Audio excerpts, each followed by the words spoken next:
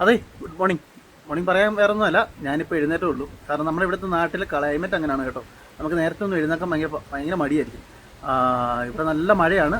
നിങ്ങളുടെ നാട്ടിലൊന്നും നല്ല മഴയാണെന്നറിയാം. ഒരു 3-4 ദിവസം കൂടെ മഴ നീളുമെന്ന് തോന്നുന്നല്ലേ. അപ്പോൾ എന്തായാലും എല്ലാവരും സേഫായിട്ടിരിക്കുക. കുട്ടികളെ ഒന്നും വെളിയിലോട്ട് കളിക്കാനൊന്നും വിടാതെ വീട്ടിൽ തന്നെ ഇരുത്തുക. കാരണം മൊത്തത്തിൽ ഭയങ്കര പ്രശ്നമാണ്. എല്ലായിടത്തും കേരളം മൊത്തത്തിൽ പ്രശ്നമായിക്കൊണ്ടിരിക്കുകയാണ്.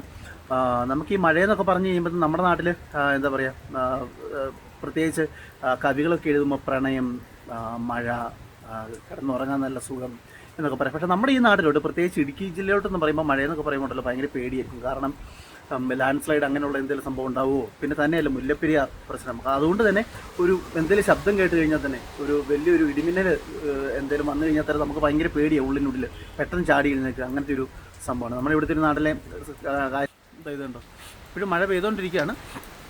എന്നാൽ ഇന്ന് കാറ്റ് വളരെ കുറവുണ്ട്. പക്ഷേ ഇതെൻ്റെ ഇതുണ്ടല്ലേ, ഇതെല്ലാം വലിച്ച് കീറി എല്ലാം ഇട്ടേക്കുന്നുണ്ടോ.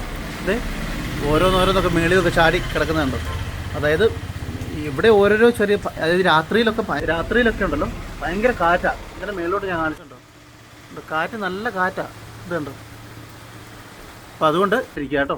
ഓക്കെ, ബൈ, ചേട്ടാ.